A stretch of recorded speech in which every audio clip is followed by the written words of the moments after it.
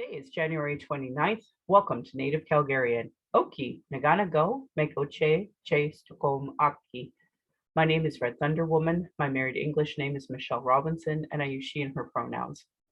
Native Calgarian is being recorded on the lands of the Niitsitapi, which is the Blackfoot Confederacy. The Blackfoot south of the imposed U.S.-Canadian border are the Blackfeet, and north of the border are the Siksika, Gunai, and Bagani of the Confederacy. These lands are Treaty 7, signed September 22nd, 1877, with signatures that include the Blackfoot Confederacy, the Wesley, Chiniki, Bearspaw Nations of the Stoney, and the Dene from Tsuut'ina. I acknowledge all First Nation, Métis, Inuit status, and non-status across Turtle Island as the keepers of these lands. All non-Indigenous are treaty partners with the government signing on your behalf. I honor the Blackfoot as the elders have been so kind to me on my Red Road journey. Elder Red Crane taught me how to pronounce my spirit name.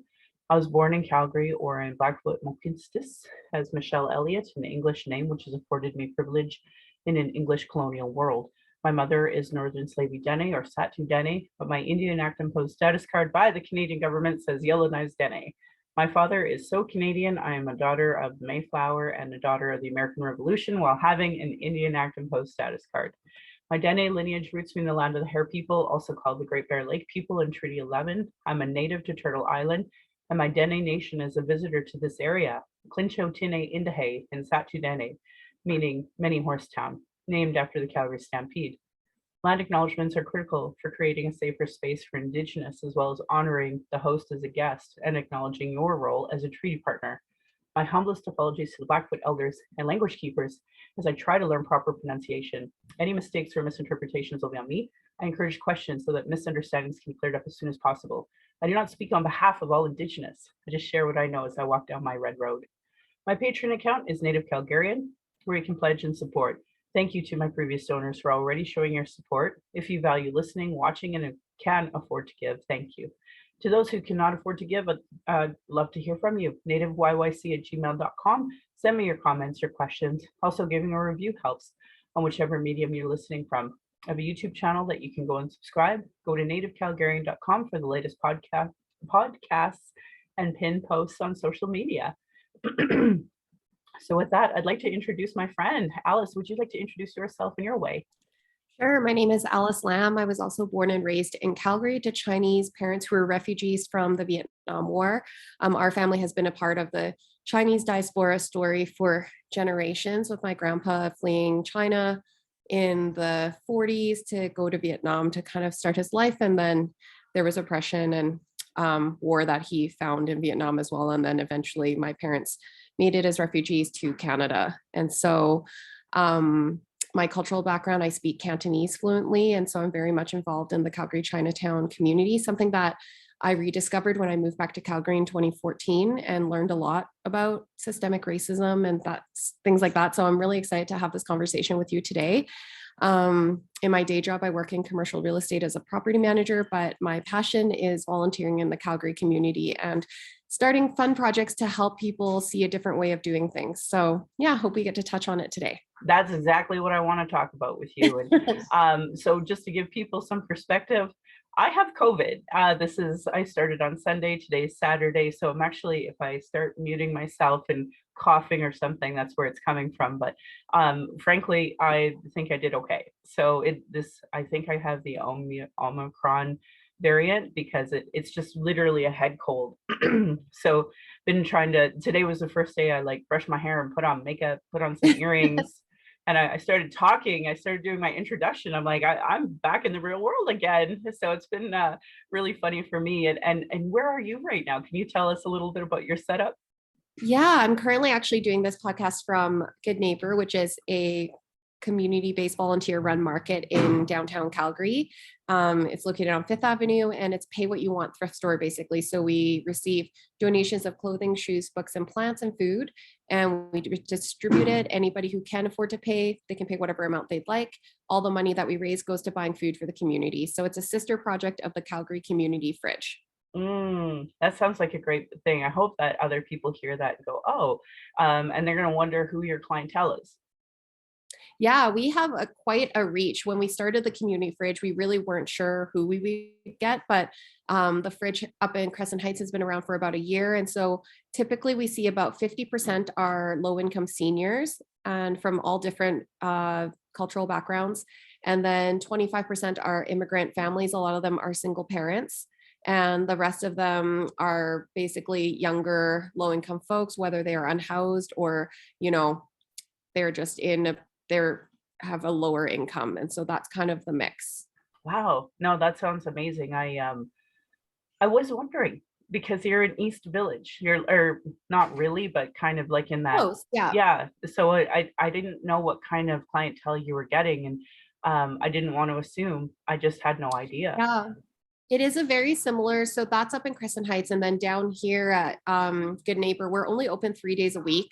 And luckily, it's kind of on days that we found out that other providers aren't open. So, you know, there's some agencies that do service provision or clothing provision on Monday, Tuesdays. So there's nothing for the rest of the week. So we kind of help fill that gap a little bit. But over here, it's probably more like still 50% seniors. We get a lot of elderly, low income folks, especially because we're located right beside a lot of subsidized housing. But then, of course, a bigger proportion, probably 35% are unhoused individuals who are either in encampments or staying at the DI or Alpha House, that kind of thing. Right. Do you have like naloxone on hand or Narcan? Yeah, Right on. absolutely. So we, a lot of our a few of our co-founders are nurses, and so that was really important to us when we started this, was to include harm reduction as a part of our model. And so we provide Narcan. We also provide Narcan training on Thursdays. The Alex is here, so they are able to provide like official training for folks who are intimidated by the intravenous kind of style of Narcan. I've did Naloxone, I think. naloxone. Narcan, yeah, Narcan is the nasal spray, and I get Yeah, it so for we don't folks. have the Yeah, nasal one. We have the syringe one. Yeah. yeah, and naloxone is a lot more intimidating. Of course, it's free, but I do grab them because I ask people. Sometimes people just want clean needles, Yeah, so when they exactly. come with three, and that's that. So I really appreciate you giving us that background because I think that like I try so hard on this podcast to talk about how important it is for everybody to have naloxone on them, and if you're a First Mhm. Nation, to get the Narcan because we're allowed to Yes. have one a day. So I have pharmacists that I go in and once a day try to grab that, but it is hard because my work schedule doesn't work with their when they're open and closed. So I'm actually thinking I have to go to another pharmacy closer to my work and set it up there because it's just not working. It takes an hour and a half for me to go from work to home, Yeah, and they're closed by then. So it's been hard. absolutely. Yeah. Yeah. Anyway, that's getting off topic. This is just a really great initiative. How long have you been open for? So Good Neighbor has been open since July of last year, so about 7 or 8 months. And then the community fridge opened in August of 2020, so about a year and a half now. Right on. And who are your funders? So we don't really have funders. Our funders are you and me. So basically, individuals were totally funded. I would say 80% through GoFundMe. So people giving 5, 10, $40 donations. And then, yeah, that's the same thing with the store. We're funded through selling our items. So every purchase that people make, whether it's $1 or $20, that all goes towards our rent. And then anything surplus is donated or used to buy food. Right on. So what we'll do is we'll put that link in with our podcast so that people Sure. can make that donation if they so choose. What are Yeah. some other the projects that you want to discuss and talk about today? Well, I recently, I think what caught your eye was the work that we've been doing in Chinatown. I've been volunteering there for a number of years with an organization, a nonprofit called I Love YYC Chinatown, which is a youth-led. I say youth sparingly because I'm like no longer in that category. I think everybody started as like, in their 20s and now we're, adults. But it's been very interesting over the past 5 years, kind of our progress with working with the city and working with the community in terms of a lot of healing and a lot of anger and a lot of trauma. And so I'd love to talk about Chinatown some more in the context of Calgary, and kind of what the community has been dealing with. Yeah, and that's what I really want to talk about too, because so prior to the pandemic, I was working on a project that things kind of were going in a weird way with it anyway, but it was talking about East Side Village racism and trying to educate some of the older seniors on the topic of racism when it came Yeah. to Asian hate, but also anti-Indigenous hate. And ironically, since then to now, I feel like even I've learned so much more about the anti-race or anti-Asian racism. And Yeah. I really think that it was so highlighted in an awful way in some ways. But I'd love for you to talk about how this pandemic has impacted it and what you were doing prior to the pandemic and after the pandemic, and just tell us what you're experiencing right now. Well, I think the story would start with me, you know, being a kid growing up in Chinatown. Like Chinatown was one of the few places that had subsidized housing that my parents could get into as low income refugees, and we were toddlers at that time. So we lived in the community, but was what was really great was, you know, having zero language skills. My parents were able to easily find a job in Chinatown, but also get groceries, go see a doctor. You know, it had the cultural appropriate items. And there was also nonprofits at the time focused on working with the Chinese population, so providing social services in a language appropriate manner. And so we eventually we moved out of Chinatown and to Marlborough and kind of grew up in the Northeast and still very much went to Chinatown every weekend, right? For groceries, for Chinese school, that kind of thing. As a kid, honestly, I was bused to a predominantly Caucasian school in the Southwest that was higher income, and we were very low income, but it was one of those things where it's like, you don't want to go to school, don't take your kid to school in the Northeast, they're going to turn into gangbangers and all that. So lots of self-inflicted prejudice, right? And um, I was placed in this school that was deemed, you know, the right school.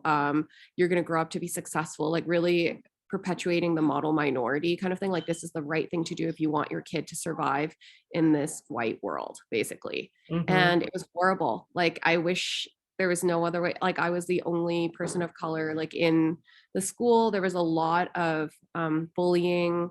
And I think a lot of it like made me really resent my cultural heritage for a long time. Like I hated being different, you know. Yeah. I resented my parents. Like, why couldn't I just go to school with my friends that I met at Chinese school? Why couldn't we all eat the same things at lunch? Like, why do I get made fun of for the shape of my eyes or the, you know, the clothes that I wear? We were also poor, so that didn't help, right? Like we didn't have the right You fit clothes. in so great. Yeah. Like the right, I remember, yeah, just being like, oh, you don't shop at the Gap. And I was like, we don't have that at Marlboro. I don't even know what that is. You know, like Marble Mall did not have the Gap or Jacob. I know. And looking back, it's funny, but it's just like kids can be so cruel. And I Oh, think it really made me really resent my parents because I was just like, oh, you can't speak English. I have to translate everything for you. We're poor. We don't get all to do all the same things. You know, like kids, summer vacation or winter vacation would happen, that everybody would come back tanned and with like corn, you know, those like white kid cornrows that they would get from their Mexico trip or Hawaii trip. And every time. Like, okay, yeah, so for folks who are not from Calgary, you don't understand how ridiculous it is to have all of these little white blonde girls coming back from Mexico with their hair done in dreads.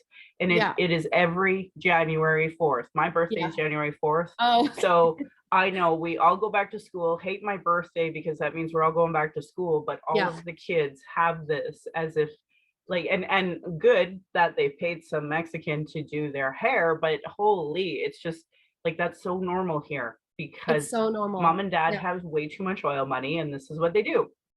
It was quite the time. And it was, yeah, it was, we were also, because we lived so far from the school, we were late every day from the for school, and we got those pink slips every day, you know, and the Awesome. judgment that we got from the admin people, like I will never, it just felt so bad. And then also they couldn't pick us up, so we were always the ones sitting, you know, it's 4:30, we're sitting outside the school, and kids bullied us for that too because they lived across the street from the school, right? It was like, your parents are abandoning you, you're not, you know. And I hate it, like it was just horrible. I would like, when my parents actually showed up, I would get in the car and I would just be like crying, just like, I hate that we do that, you know. And I felt so bad for them, like they didn't know.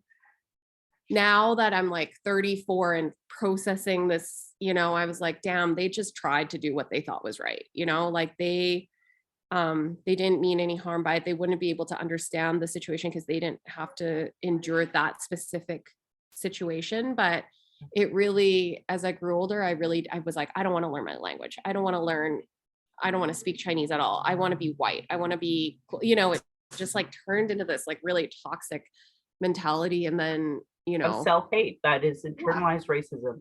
You Yeah. just talked about it so well. I talk about internalized racism in every single podcast, but you just absolutely put it together of how shitty white supremacy is on people of color growing up. You just did it. Thank you.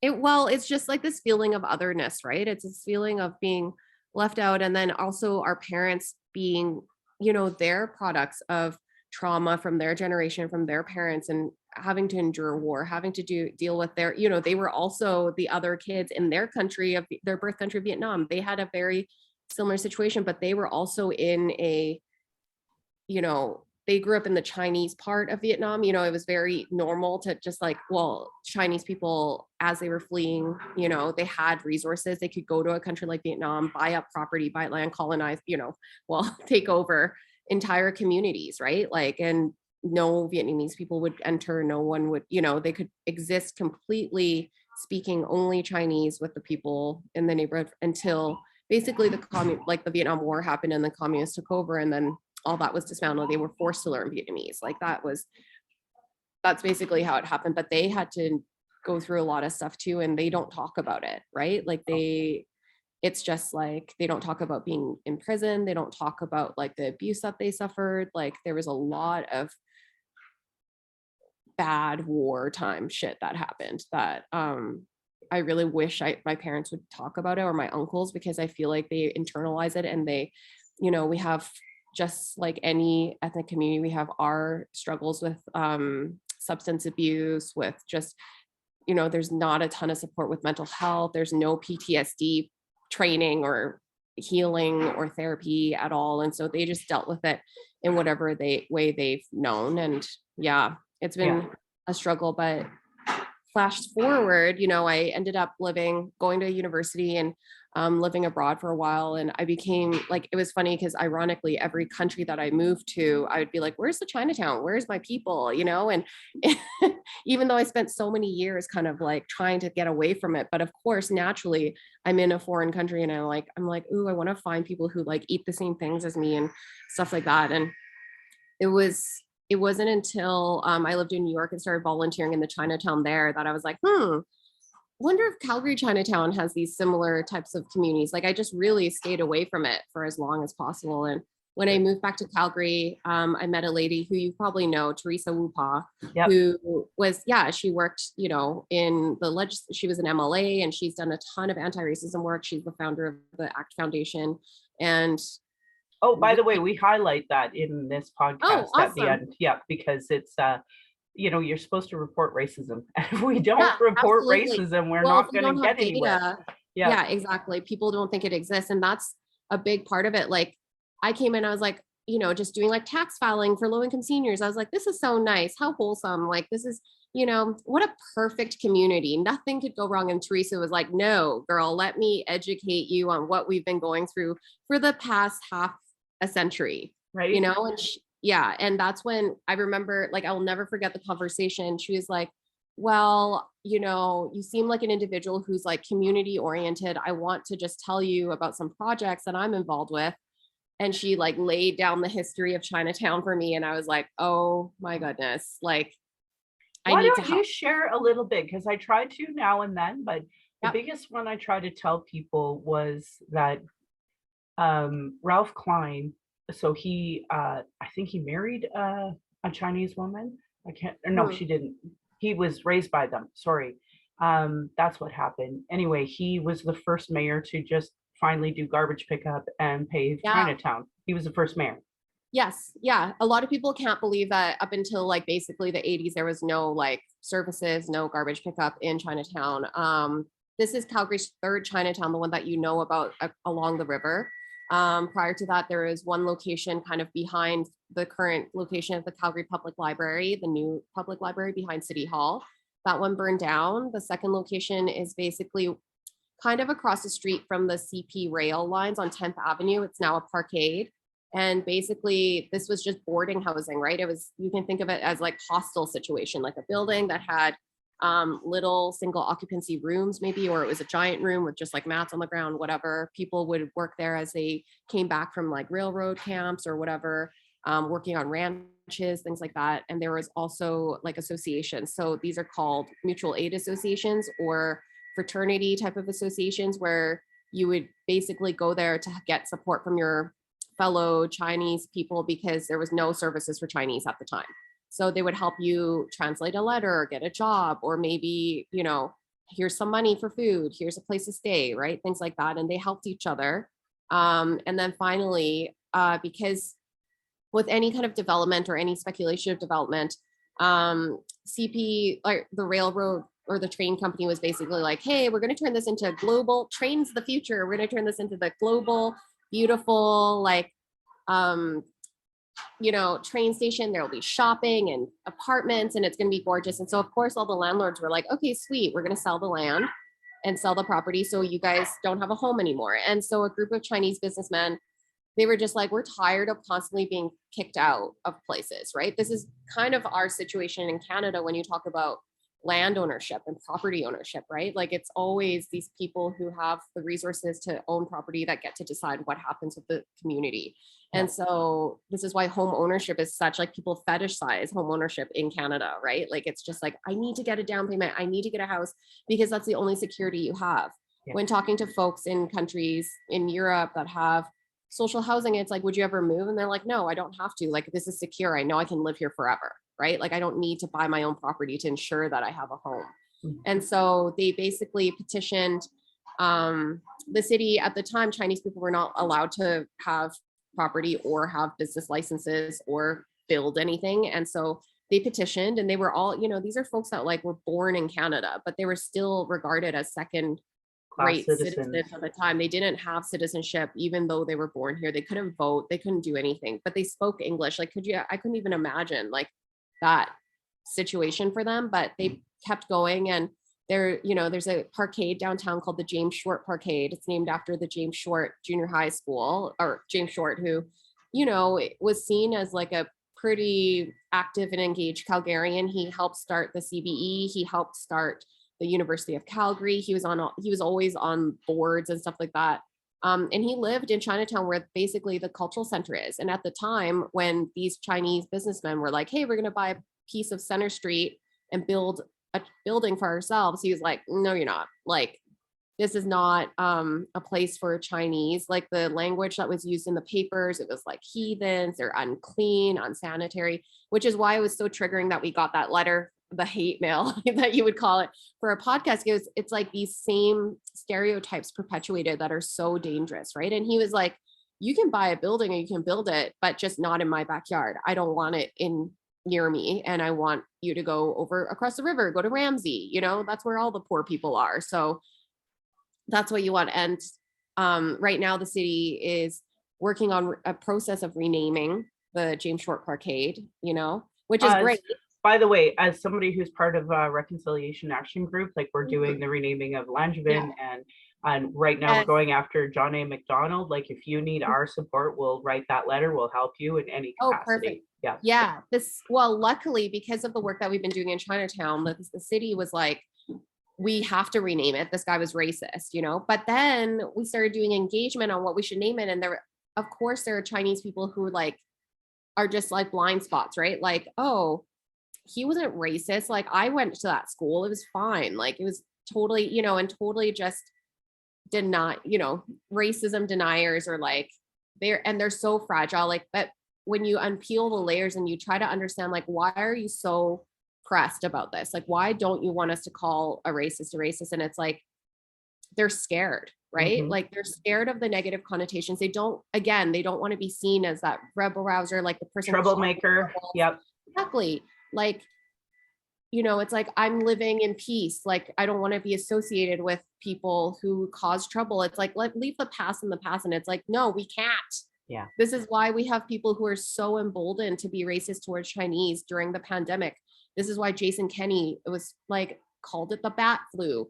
This is why so many things happen. Like, people just let this shit slip. And it's like, that is not tolerable. Like, this is stuff where I'm always like, man, how do I want to be remembered in 50 years? What kind of stuff do I want to say? And it's so embarrassing that they just think that it's okay to kind of say these super, and people love to call them microaggressions. I'm like, no, they're aggressions. Like, it's not even micro, it's full rudeness, like constantly alluding to the fact that we're not as clean, not as smart, or that we're all we're capitalists, like all Chinese people care about is money, or like they don't. Yeah, it's just like all the different stereotypes that I've heard over the years. It's so frustrating, and it just comes from such a place of ignorance. And it's especially sad when it comes from our own community. Like the call is coming from the inside, you know. It's Yep. like Yep. it's No, sad. and I know exactly what that's like as a native. Like we're, a lot of us are colonized. A lot of us don't want to be seen as troublemakers. And my own family is like that. Like you just listen to authority, Michelle, and it's like, nope, no. Some are, not all of them. Yeah, exactly. And it was hard even when I started volunteering in Chinatown. My dad was like, Chinatown, like, don't bother. It's so dramatic. Like, there's so much politics involved. People aren't fake. Like, there's so much I could talk about, like just internalized racism within Chinatown. Again, it's like people against people, but it's just people are so scared of calling somebody Caucasian racist, and they're so scared of being seen as like, I don't know, on the wrong side, I guess. And it's like being white is cool and great in Calgary, And so you have a lot of people that are like, ooh, I got a photo with the premier. I got a photo with the mayor. This is what I want. Like, I want to be in those circles. That's what they're like, right? It's like, that shows that you have power. It shows that you are sitting with the right people. And it's like, girl, they're letting you sit with them. It doesn't mean shit. Like, No, they're using you as a token. yeah, Worse, like your token. Yeah, exactly. I've tried to engage with those Emma beep, beep, beep, beep. And honestly, it is such a waste of time. And it's even worse when it's like a person of color that's either the mayor or a counselor, and they're like, what problem? Or you give them the solutions and they're like, Yeah. well, we had a committee once and that's enough. And it's like, no, you never implemented a single thing. Yes. Not a single thing. That is exactly the problem, is there's no implementation. There's folks that try and there's lots of support, and I don't know, it just goes nowhere. It's like, oh, well, let's sit around and talk about it some more. And like it's just like at a certain point, you just have to do what's right and you have to take action and you have to be bold about it. It's like, why be a politician and just keep pushing paper around and do status quo shit? Like, right? Money's not even that good. Like, no. It's why, but I would definitely say that during the pandemic, I have seen more allyship and more people curious and interested in the Chinatown story, and also understanding, well, obviously with the BLM movement and stuff like that, there's a lot of people who are starting to question like their bias, their prejudice, and, their internalized racism, and realizing, there's work to do. And there's a lot of people who are in straight up denial, and they might be, but it's like, whatever. Like, I'm not here to convert the people who don't want to be converted. I'm here to provide resources for those who are willing to learn. Yep. So, and Chinatown is a perfect example of that. Like, from the surface, it looks like everything is fine, like a cute little community, but under the layers, it's like so much strife. And so people have fought so many years, for their independence in this community, to do what they want to do, and to try to encourage people to understand their cultural practices, and to help promote culture in the city. Like, Chinatowns are pride, like Chinese pride. I want to see a proud Chinese pride in Calgary, because they've earned it, beyond earned it. Like, the racism they've had to endure. And the other part is, as a native, we had the friendship center that was in that Chinatown when and I don't know if you know, but the Chinese were the only ones who let us eat in their restaurants for forever. I've heard that. Yeah, my it kind of hit me, because a friend of mine told me that, and when I was having visits with my native mom, we only went to the Chinese restaurant, and I never like really questioned why. Yeah. But my dad, he said such derogatory things about Chinese. So I felt like, everything I did with my mom was wrong, everything. And that was, so there's a term of parental alienation. But I mean, when you really unpack it, it was just racism, just point blank racism and sexism. And I actually had like Chinese nanny at one point in time, and I started to speak. And they were like, oh, we can't have her speak that language, and then got rid of her. And I just, to this day, I'm like, who was my Chinese nanny? Because she obviously was kind and loving, who was that? So, but that it doesn't matter. It's that bigger picture that that underlined racism. Like, you talked about people willing to want to do that work. I mean, I'm constantly unpacking my internalized Mhm. racism, but also Yeah. the anti-blackness that white supremacy puts on us, and the anti-Asian narrative that puts on us, as well as anti-sex worker. There was a Oh my wonderful God. woman from your community who talked about anti sex work images and how that's connected to Vietnamese, Asian, Chinese, the entire. And it's true, because I grew up watching Arnold movies and all Yeah. sorts of violence. Vietnam Wars. My dad Yeah. was so into watching all of that kind of stuff, so I've watched it all.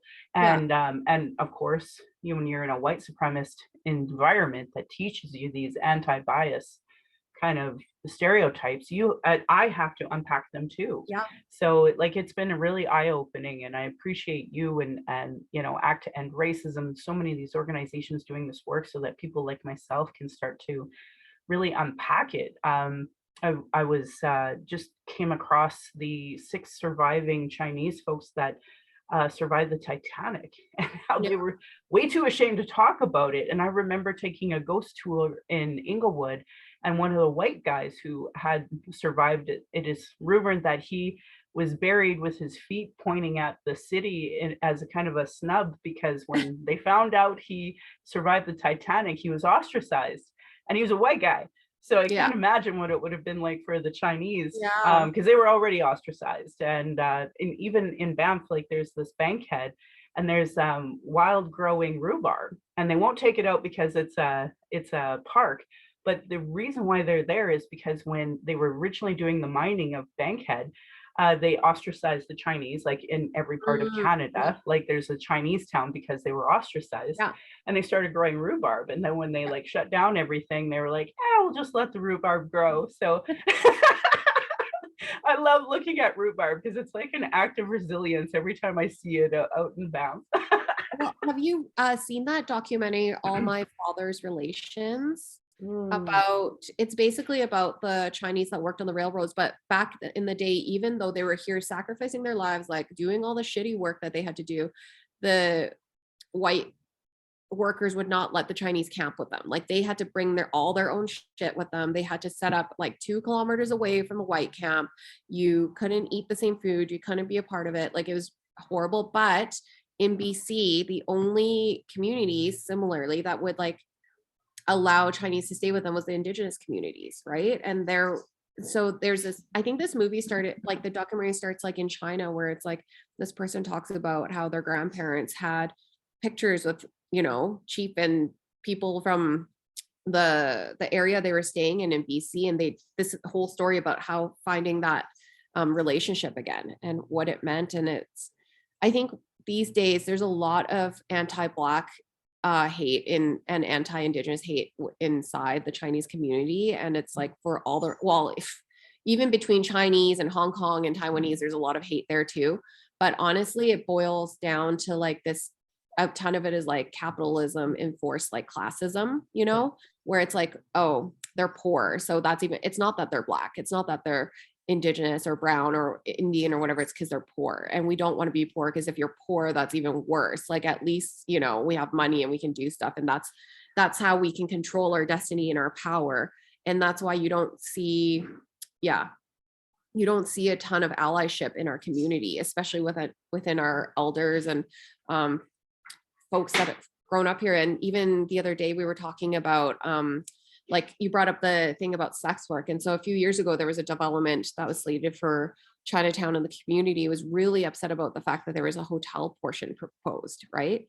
And at the time, it was just like, they were like, we don't want sex workers in our community, right? That's all they said. And it's like, okay, it's a different time. Like, it's really actually not affordable for sex workers to constantly book hotel rooms. Like, there's cheaper options out there, but regardless, you have the stigma about it, right? And it's like, let's unpack that. And it's because like for 100 years, like, white people would come to China and Vietnam and stuff like that, traffic women into Canada to work as or Canada and the US to work as sex slaves, right? Like, we basically didn't have, and tons of obviously Indigenous women went through the same situation, and they were completely exploited. So of course they don't want to be associated with that.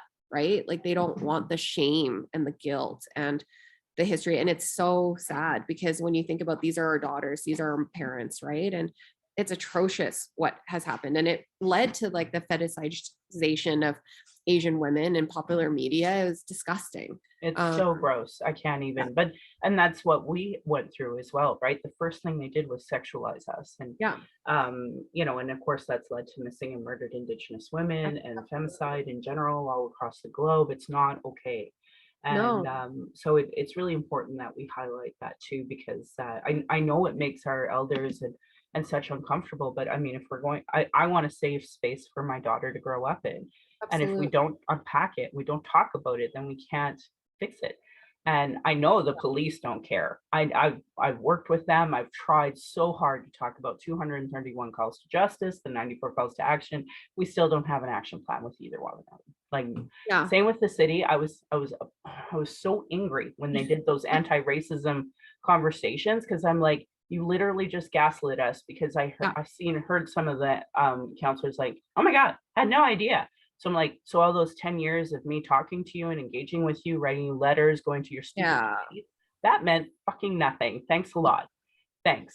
So like I just am so done with trying to engage with politicians that given we give them the solutions, we give them the answers, and they still won't do anything about it. And well, ironically, when you talk about allyship, like right now we have George Chahal and I think our mayor Jody Gonda. I think she got this as well. But anyway, we have these really like white supremacist weirdo yellow vesting anti-vax folks that are protesting in front of their houses. yeah, And ironically, if they cared enough to listen to us and implement what we had to say, then actually would help them, because anti-racism education helps everyone, not just the absolutely. Indigenous people. And that's the problem. They see it, oh well, the natives are complaining and the natives are bringing us solutions, but it's only going to Yeah, help the natives, and that's not a big enough voting base for me to yeah, care. And it's like, oh, but now look at, you have these white supremacists in front of your house scaring your daughter, so now it's a problem. Thanks a yeah. lot.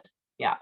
No, it is like stuff like that over the past year, like so much performative action, so much just like empty promises, and it is frustrating because people get exhausted. Like this is heart work, like Yes. it's like it impacts your heart and your soul. And you're like, Yeah. I'm like depleted. Like it's like sometimes I'm just like, damn, how do I keep doing this? It's so hard. And the more you talk about it, the more you learn about it. It's like when people say like ignorance is bliss, it's like, yeah, it is. Cause like I wish I didn't know about this stuff. And now that I know, it's like, how do I not How do I help? not do anything? Like when you know, you have to do Yeah, something. and like it isn't fair, and it is true. It's like if you don't speak up for other people, especially if they don't look like you or have the same demographics of you, dude, no one's gonna freaking speak up for you when your time comes. And unless you have an enormous amount of privilege to like hire people to do it for you, and like, no one likes to see a white man down. That's what I always say. Like they will come in droves, but yeah, Yeah.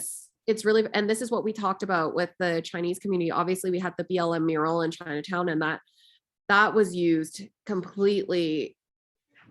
I can't, like, it was like, here's a trap and you can walk into it, into rebel media's trap. So basically, for folks listening who don't know what happened, the a group in Calgary, a nonprofit group who aimed to create murals designed and painted by Black artists, was originally going to paint one on a prominent downtown building, but the building had an existing mural of like white hands releasing a dove into the air, and they were just like, no, you can't replace this gorgeous painting with a BLM mural. And so it was really traumatic for those folks. And then somebody in Chinatown was like, hey, why don't you do it on this building? Like nice enough. And then they, with anything in Chinatown, like is traumatic because everybody wants to have a say. But they were just like, no, you don't have to do consultation. We already talked to the community. Just go ahead and paint it. So of course they start painting. It's like a mural of John Weir. It's called The Guide and the Protector. And it's like,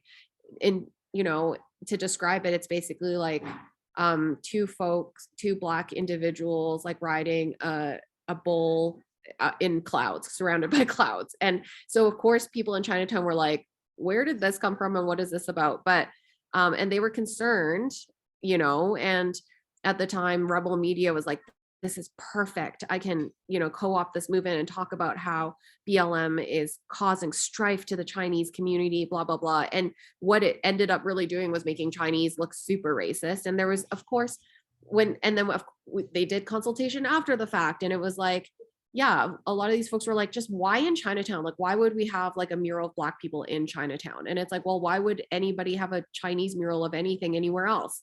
For the same reason, we should celebrate and honor all cultures and all backgrounds. It's not like we're in this, do you really want to stay in this enclave forever and never have people show art or anything? Like, imagine if a white person said that about a mural of Chinese people, at City Hall, right? Like, they'd be like, why is that here? And how would you feel? It's horrible. And somebody that actually raised this point that I'll always forget is like, or never forget, is Patty Pond with like the Calgary Arts Development Authority, right? She was just like I want to see Chinese art throughout the city, we have to accept art from different cultures in your community as well, right? And it just, I think a lot of people it was very similar, like during the consultation where it's like, no, it's not that I'm racist. It's just, I don't like, and it's like I'm not racist, but I'm not an anti-vaxxer, but, and it's like, no, you are like, but it's okay. Like, it's fine. You can grow from it and you can learn how to not be one. It's just like, you've been basically conditioned to become one just based on society and capitalism and trauma and survival. Like, basically this is what happens when it's like you are trying to survive. So it's improving that had to happen for the community to really look at internalized racism and anti-Blackness within the Asian community and really think about like, oh, maybe that is like rude, or maybe that is racist, the way that I'm thinking without even really thinking that it would be, right? Like, but unfortunately, it was just so painful. And then you have people like us who are volunteering, who are trying to be as engaged and inclusive and diverse as possible. And we're like, oh shit, like now everybody thinks that we're racist. Like, how now we have to do the work to like, it's just like, oh, another thing, add it to the list of work to do, which is like, I hear you so hard because they're, like my own family raised in white schools run by Catholics, right? So that model, Native, is like, that's such a strong sentiment in my world too. And quick to say something anti whatever, and I'm like, no.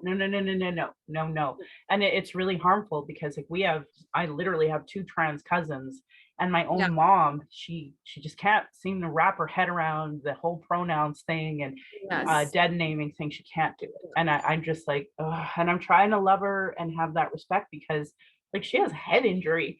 So anyone else, I'd be like, oh, it's totally fine. But it's my mom. And I'm like, Mom, can you just learn this? But she can't. And it's so hard. Anyway, I know that struggle, and it hurts and it sucks. And I remember hearing, anti-Indigenous sentiment from the Chinese community through so many different things as well. But again, it's also, you and I know rebel media, but all media is so guilty of finding the one person who's like willing to say, well, I hate natives because, or I hate Chinese because, and that's who they give the mic to, not you, not Patty, not Teresa. No. They give it to that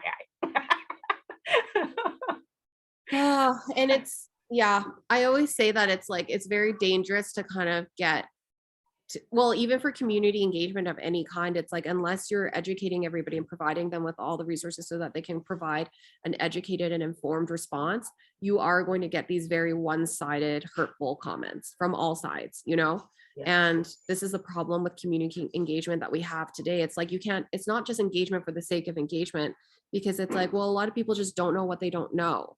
And to like myself as a perfect example, how I do engagement in Chinatown today in 2022 is drastically different from how I do it, how the comments that I made in 2016, based on things that I have learned, based on learning about intergenerational trauma, learning about planning policy, learning about, what is important for like how the city does planning and city growth, right? And also the role of engagement. And so it's like, I can provide much more fulsome and much more informed, I don't want to say more informed because everybody's opinions are still valid, but it's just like more fulsome participation, I would say, now with better education. I had to seek that out basically by myself and I had the resources and the privilege to be able to do that. And so I always say, like, engagement cannot stand on its own. It has to come with information, like education as well, right? Because this is why people are so like, well, anti-vax policy, you know, restriction policy, like why they don't get it. And it's like, well, we got some learning to do, you know, and it's like no one's focusing on the learning aspect of it. Honestly, and what I find frustrating, you know, you listen to my podcast, the same information from before to today. And with the exception of adding Act to End Racism, by the way. Yeah. But it's that I give you the resources and I still have people private messaging me. What resource are you talking about? And it's like, it's really clear you've never listened to the podcast one single time, let alone wrote anything down.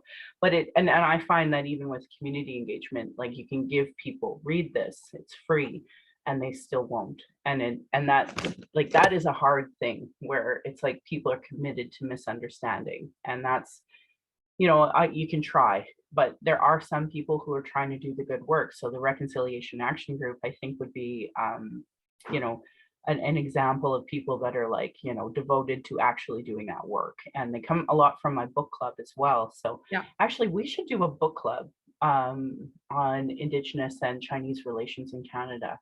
We should totally do that. Yeah, because actually it is Chinese New Year coming up. Do you want to talk about those celebrations at all, or? So there aren't any celebrations really happening in Chinatown because of COVID restrictions. So unfortunately, but Asian Heritage Month is going to be working on an event, I believe, at the City Hall atrium. And so there's going to be 3 days of performances and vendors like Asian makers and things like that that will be at the City Hall atrium on Thursday, Friday, Saturday evening. And so that's something, I don't have a ton of information on that yet, but I'll definitely share it when I get it. And then in the meantime, there's 2 great projects that you can check out if you'd like to learn about Chinese history. One is called Reflective Urbanism, which is a project that was funded through the City of Calgary public art program. So they did an artist residency in Chinatown. We were able to attract an architect and artist from New York, Chinatown, who came here and basically interviewed and heard stories from a lot of the folks who grew up in the neighborhood in the 40s all the way to now. And they did a 3D model of Chinatown. So now you can click on the buildings and it has like a full history of the building, how it started, family stories. It's amazing. And it's so like, it was so emotional for me to see because it unearthed pictures of the life behind the buildings, and to be able to see Chinese joy was just like, oh my God, I love that, you know, like these families together in their lives, because it's like, we talk about it on our tours, but obviously the whole purpose with the story was like us telling our story, you know, us telling our history, not just like what's in the historical context paper from the City of Calgary, what's like available that they've pieced together from like news articles from the time, but actually stories from the folks themselves living in the neighborhood. And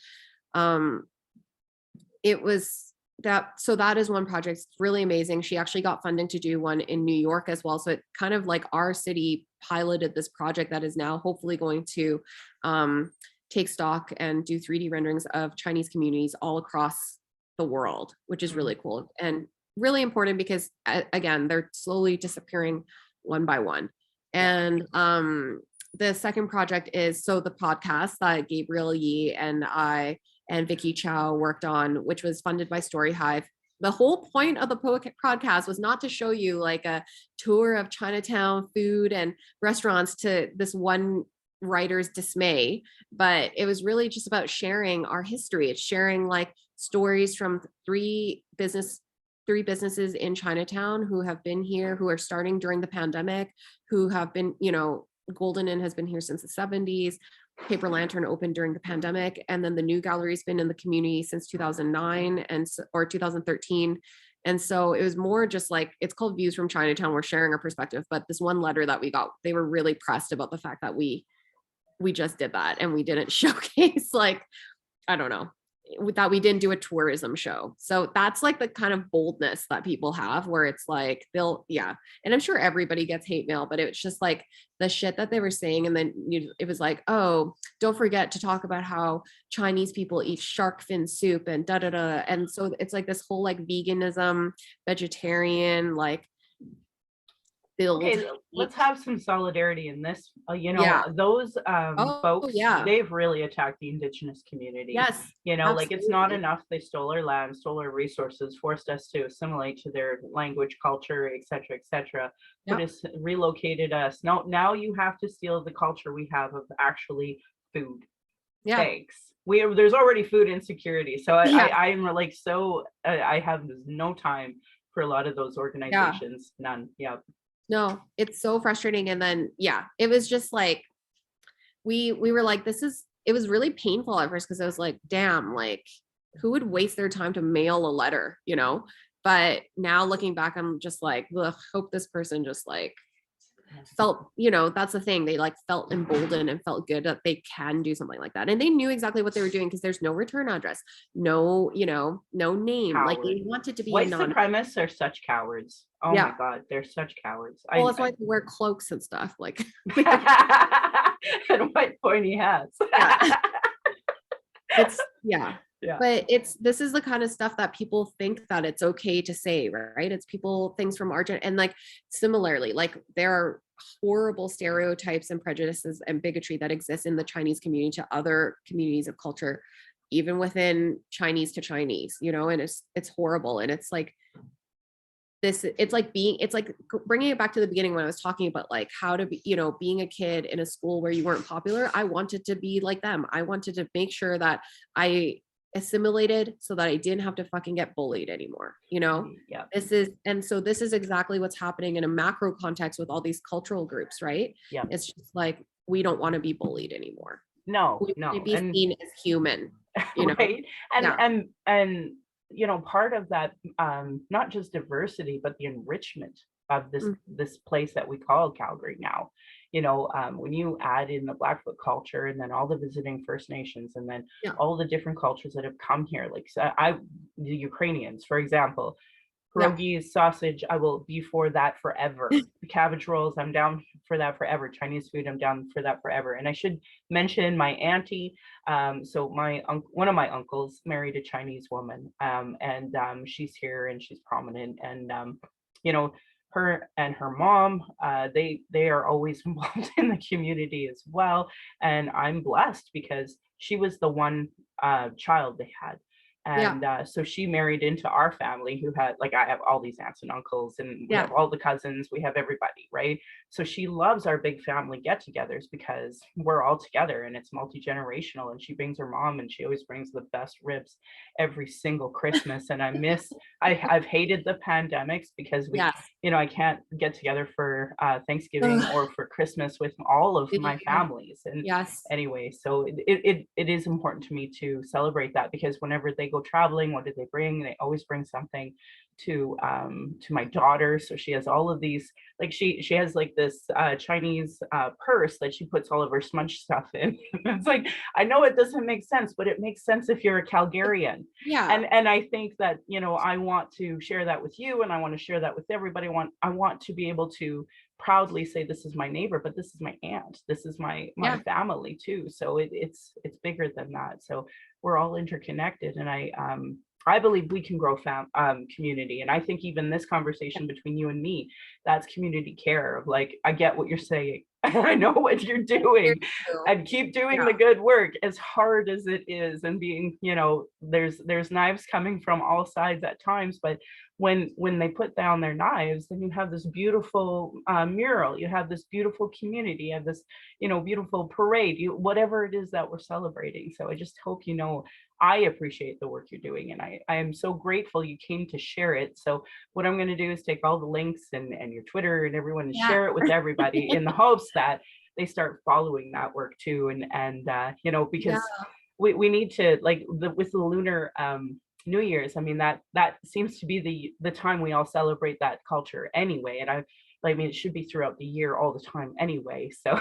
the whole thing, even with like celebrate the indigenous gathering place, right? Like it was like, of course we should have one and there should have always been one. And it's like, it's not, people are so quick to be like, okay, Chinese New Year in Chinatown, that's when you get to express yourself.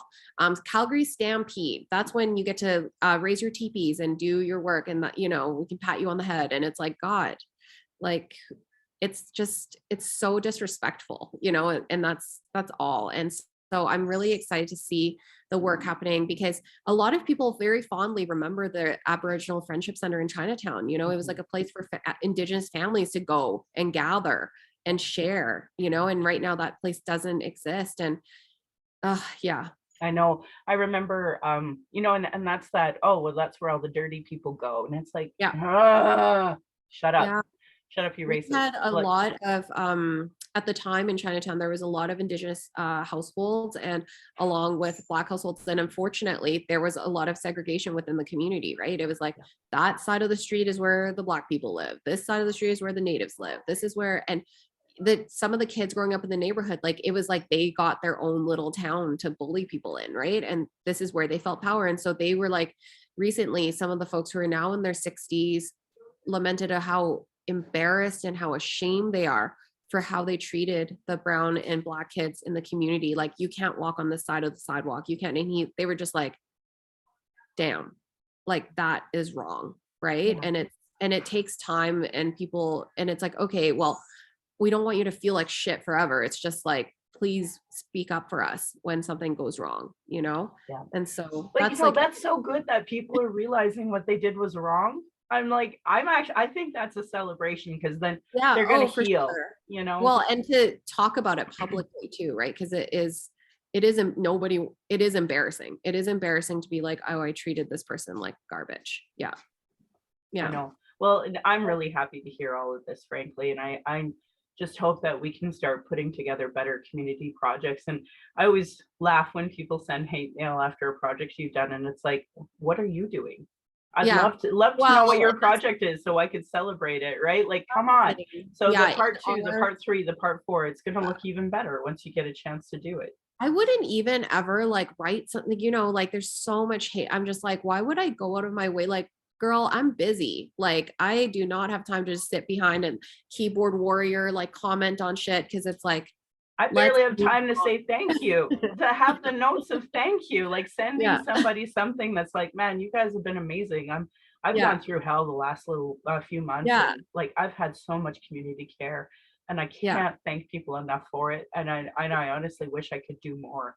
So Yeah. you know, like the community care aspect matters, and for folks who get it, like obviously they're gonna send you all of the thank yous and accolades. And any of my listeners, I hope you consider going and checking out these projects and sending her all the thank yous and accolades. But you know, even our book club, so the Indigenous book club that we have, like I tell the people doing the good work, write a good review, because again, I don't know who these people are that they managed to take the time and write the worst review ever, right? So it's almost like I've been debating, do we just shut off reviews for Indigenous books? Because Honestly, it's like turning off comments. It's like sometimes you just got to protect your peace, you know? And it's like, you know that it's good work, just like it doesn't matter, right? Like, what are the reviews going to do? Like, you know, it's, yeah, well, obviously you want good ones, but hopefully listeners and everything understand that anything you know, share is going to be worthwhile. So yeah. yeah, no kidding. Well, thank you so much for being on the show. I really Thank appreciate it. you, If you Michelle. want to stay on and listen to my exit, you're more than welcome. Sure, I And will. Yep. yeah, and feel free to chime in as well as we go, so that way, if you want to give a little bit of history to the Act to End Racism or anything, just don't hesitate. So thank you again, Alice, for being on. I appreciate it. Thank you. I honestly feel so refreshed. I feel like, yes, other people get it. And I think it's partly because I have COVID. I haven't been out in community because of Yeah. COVID the last couple of years. So like, this is just so like enriching for my soul. So I really mean it from the bottom of my heart. Thank you for being on my show Oh, and thank talking you for about it. inviting me and sharing together. It's like any opportunity I get to do this is just like, I'm like another piece of the puzzle, you know, now on to the next. Yeah. Yeah, no kidding. Oh, that's great. I'm proud that this podcast has given solutions and cultural safety training, cultural first aid, and almost all of them to create a safer space for Indigenous people of color, those with disabilities, and LGBTQ2+ to speak. I want to say thank you to authors Cheryl Ward, Chelsea Branch, Alicia Friedkin of hereToHelp.bc.ca about what is Indigenous cultural safety and why I should care about it. But if you were to Google how to be an ally to Indigenous, there are so many articles out there now that their work and those other pieces of work are action tools that I've said in my podcast. So please support work like that as part of your reconciliation work and settler understandings. I'm just lucky to highlight them and repeat them here. Internalized racism or lateral violence is another form of violence that marginalized folks experience by the structure of racism imposed on these lands. And we talked about it very extensively here today. What is Internalized Racism by Donna Bevins? She's a great resource of racialequitytools.org, and there's so much to discuss there. So if you are a person of color and you want to fit the model minority, or you want to, white code, these are things to help give you tools to be like, it's wrong, but you don't know how to like undo this. This is where you need to go. Do's and don'ts for bystander intervention by American Friends Service Committee. They have a great link about how to engage with folks that are being awful. So if you're on the C train and you see a Muslim woman being targeted, these are the ways to intervene in a harm reduction type of way, in a de-escalation way.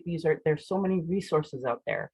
If you see or experience racism, report it to acttoendracism.ca or text at 587-507-3838, because they'll just send you that link right away. Indigenous have been talking about our issues, sharing our traumas in reports, commissions, and in public hearings, just so it can be regularly disregarded, which I highlighted it here repeatedly on this show. No more. Honor our words. Honor the treaties. Listen to politicians and their policies and platforms. They don't recognize marginalized in their budgets with Gender Equity Plus, if they're cutting violence prevention programs and services, Indigenous education, uterus health choices, gay-straight alliances, lack of human rights for migrants, immigrants, folks with disabilities, know that your vote for those parties or that person directly negatively impacts marginalized people. Demand that they implement the Truth and Reconciliation Commission calls to action, the recommendations of the Royal Commission on Aboriginal Peoples, the multiple reports about child welfare reform, violence prevention, and now 231 calls to justice from the National Inquiry on Missing and Murdered Indigenous Women, Girls, and Two-Spirit. Denying those reports is a form of abuse called gaslighting. Our people are experiencing extreme racism in the justice, educational, and health institutions, with multiple reports that say the same things. Demand change from election platforms and politicians. If they don't understand colonialism, racism, privilege, and sexism, they literally have zero business running. Should be understood by all parties, local politicians, community organizations, sports clubs, etc. A really great article I said out loud is Truth Before Truth, How Non-Indigenous Canadians Become Allies. And again, there's so many resources on that. If you're experiencing emotional distress after anything we talked about today and want to talk, call the First Nation and Inuit Hope for Wellness helpline at 1-855-242-3310. It is toll-free and open 24 hours a day, 7 days a week. You can also text on their website at hopeforwellness.ca. For more related to missing and murdered Indigenous women, girls, and Two-Spirit, you can call 844-413-6649. It is a 24/7 crisis line to give support.